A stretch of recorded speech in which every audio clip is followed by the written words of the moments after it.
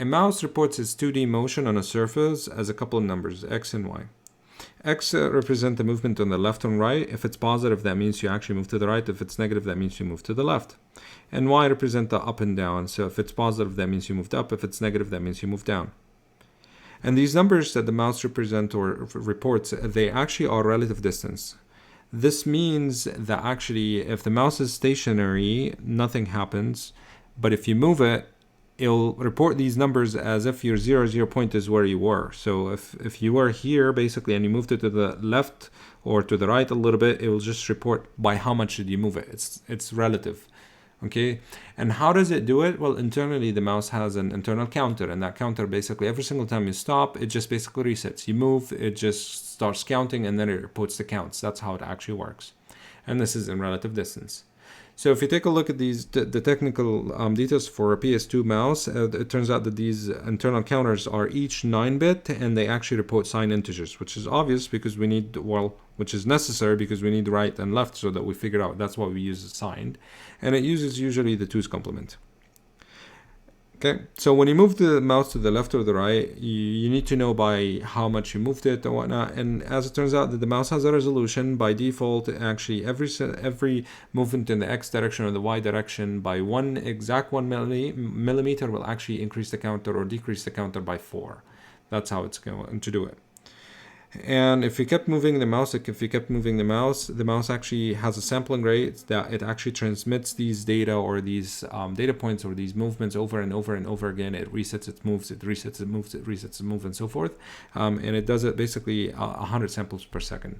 These are, you can actually modify the sampling rate and the resolution, but in our initialization function, we just kept it as is. So we did not change them. These are by default. And if you move the mouse really, really quickly to one of the direction, what's going to happen is the counters will just basically reach their final value very, very quickly. And frankly speaking, you might have moved it even more. So what's again going to happen is these counters will be actually maxed out. And there's a couple of bits that we call them overflow for the X and overflow for the Y that will indicate this particular situation where you move the mouse in one of the direction pretty quickly. So how does a mouse actually report or sends its data to a host? Well, it sends it in actually 3 bytes, 3 packets to be exact, because we're using PS2. So the packets contains data, and each one of them contains basically a single byte. So if you take a look at these, this here, it tells me exactly how it sends them.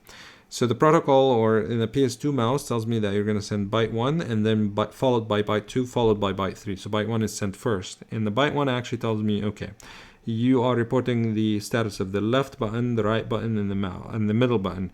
So if any of these is actually 1, that means you press the left button, or maybe you press the right button, or maybe you press the middle button here of the mouse. 1 here is not used.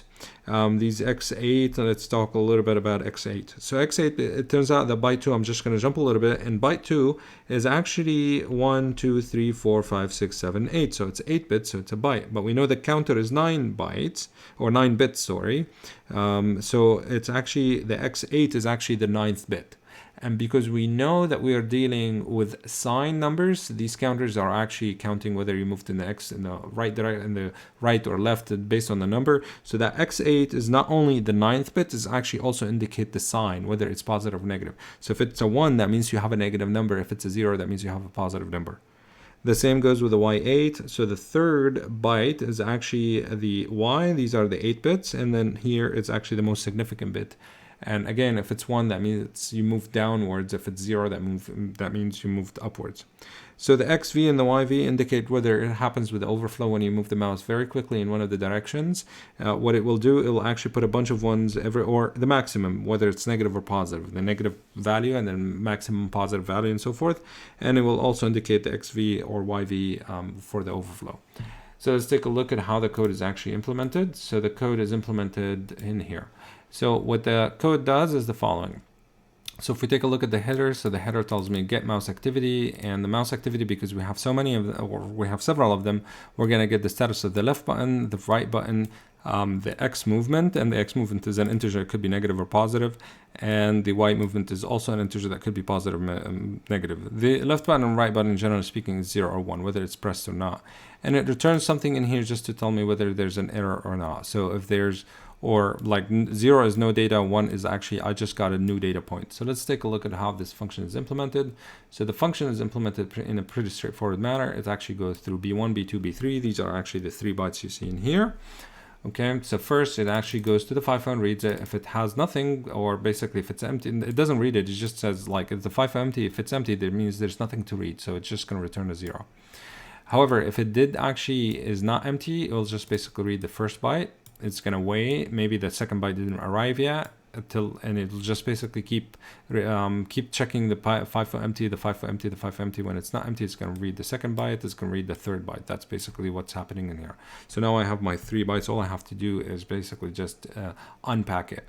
So this one here, just unpack the left button. It just basically take the byte B1 and just basically ends it with the 1, which is that one.